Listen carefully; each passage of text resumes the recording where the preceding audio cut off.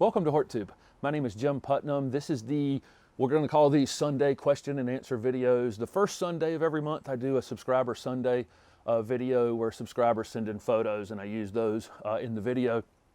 The rest of the Sundays I'm going to do these question and answer videos as long as we're getting interesting questions. If you have gardening questions, leave them at the bottom of this video.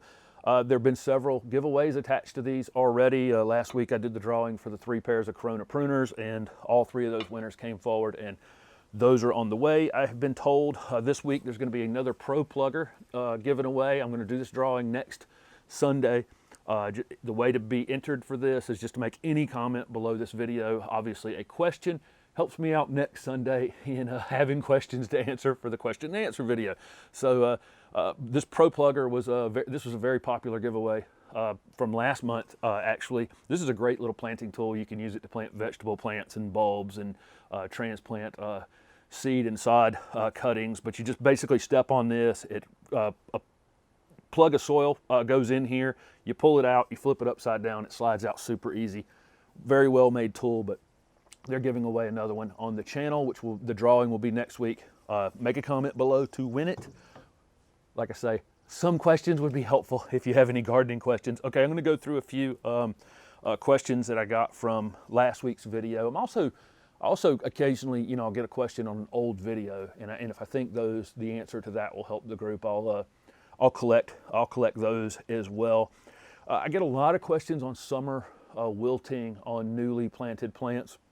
We went through a really weird roller coaster here where from September to March was probably the wettest I've ever seen it here. I mean, we actually set the record for rainfall last year, and it was a super dry spring. So that'll tell you how wet fall was here in my part of North Carolina, and I think a lot of the Southeast had a similar experience. And then it went super dry.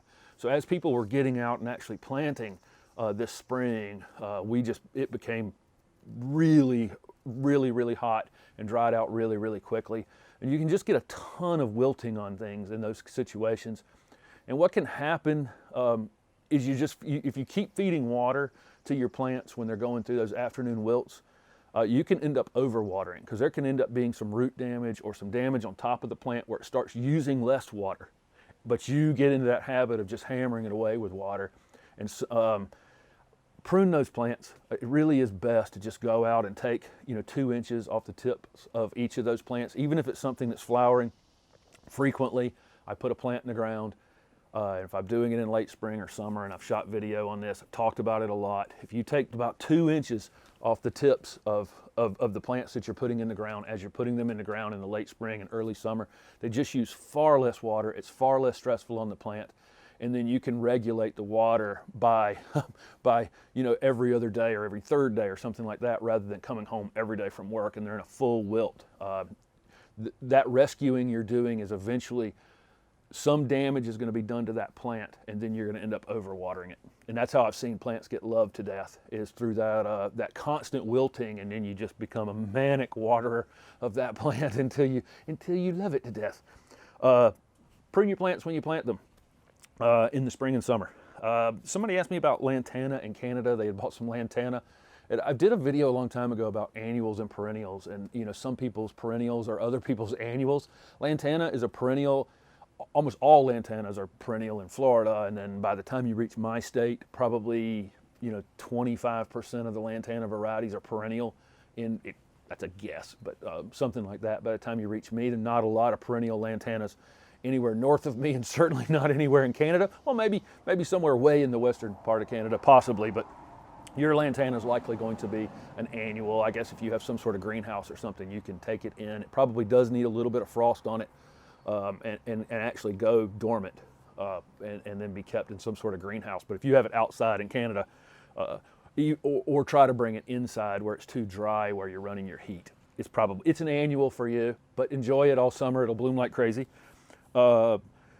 Somebody was asking about an upright, narrow magnolia, and I get a lot of questions about evergreen magnolias. There's 2 different types of magnolias, well, lots of types of magnolias, but there are deciduous magnolias that almost every one of you watching can grow. They lose their leaves in the winter. They're little tulip trees, or star magnolias. I've got a star magnolia in this yard, or like I say, tulip magnolias. and they're pinks and purples and whites, and almost like I say, everybody watching me can grow them. But in the southeast, we have evergreen magnolias, have beautiful shiny foliage. The back of the leaf is typically some sort of shade of burgundy, rusty red color. Really beautiful plants, super fragrant, large white flowers that are on them right now. Actually get these weird seed pods that me and my stepbrother used to throw at one another as kids. Great plants. I get a lot of requests on them. There's a nursery that I got a list from recently that has 4 or 5 varieties. I'm thinking about going down there and shooting a video there so I can do a evergreen magnolia video. But the old varieties don't fit small lots, and so the race is on to shrink down evergreen magnolias and make them skinnier and skinnier. There's one called Little Jim that's been around for a long time. It's probably been the best choice, honestly, in small lots up until recently. But the coloration on the back of the leaf, to me, wasn't all that great, but the height and the size and the width kind of fit more newer landscapes. But there is a variety called Teddy Bear that is Little Jim size, meaning it only get 20-25 feet tall, only stay about 10 feet wide, but has the better coloration on the back of the leaf. There's another one called Cape Paris that's similar as well. Those are the two I would look for, Teddy Bear and Cape Paris. Somebody asked about soil amending versus just replacing all the other soil, meaning, in all my videos, I'm telling you, mix in 50% compost with whatever comes out of the hole, or 50% pine bark, or 50% whatever you're using as a soil amendment. The question is, why wouldn't you just replace all of the soil? And the reason for that is the plant may, especially in my clay, if I dug my hole in my clay, and I disposed of all that soil, and then I used 100% compost or 100% planting soil of some kind back into that hole to plant that plant, it's within the realm of possibility that the roots will just reach that clay and then turn back and actually act like it's in a container. And then when it gets dry and that little space dries out, my plant is at risk of dying. We need to get the plants rooted into our native soil. And so that's the reason for making like a 50-50 mix, or even less. I mean, I'm not opposed to just planting things directly in the soil. There's really, you can get away with that super easy, especially if you don't have heavy clay like I do. The reason I'm really amending my soil has nothing to do with any other reason than I'm trying to prevent my plants from drowning. I'm growing some things in this yard that kind of like moist, well-drained soil, and mine is moist and not well-drained. And so that's the reason I'm amending the soil. But if I had halfway decent soil, you wouldn't see me putting anything in the ground here. I want to get the roots out into the native soil. That's where they're most protected from big swings in heat and big swings in drought, that kind of thing. Somebody asked me about an avocado tree having 2 trunks, and one of them was growing much faster than the other. If you bought this avocado tree, this is important differentiation here. If you grew the avocado from seed, then that's just a 2-trunk avocado tree, and one of them can be cut off. But if you bought the avocado tree, it was likely a grafted tree. I've talked a lot about grafted trees. Japanese maples are grafted typically. Most of the red buds I've been showing recently are grafted. Lots and lots of grafted trees. Most of your fruit trees are grafted, and that avocado would almost certainly have been grafted. And that means one tree was grown, then it was cut off, and the desirable avocado was attached to it.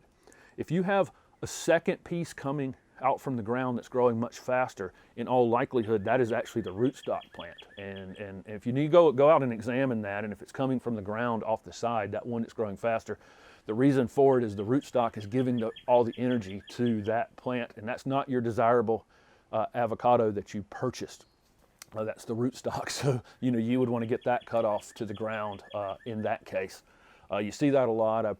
Like I say, I have talked about in a Japanese maple video about grafts that we want to, every spring, up through early summer, there's some chance that down below the graft, we could get pieces from the rootstock coming up, and they, like I said, they will be more vigorous than the other tree.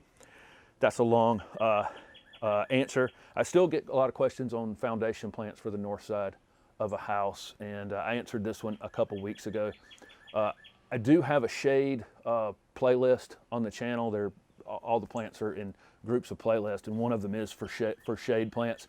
And like I said in that video, I lean toward natives on that northeast corner. It's really the hardest spot. If your house faces south or west, if it's just aligned with the sun this way, that northeast corner, which I have the same problem back here, it can be really, really dark part of the year, and then really scorching hot for a month or two as the sun is north of us for a little while. It's a difficult spot to landscape. It always will be, always is. But native plants, if you go to your garden center and just ask and take a look at some native plants, almost all native plants will be adaptable to changing conditions during the season in your area. Okay, so thank you very much for watching this video. Don't forget to make a comment down below, ask questions that I will continue to answer on these Sunday videos, and you'll have a chance to win this Pro Plugger, and I'll do that giveaway next Sunday. Thanks for watching.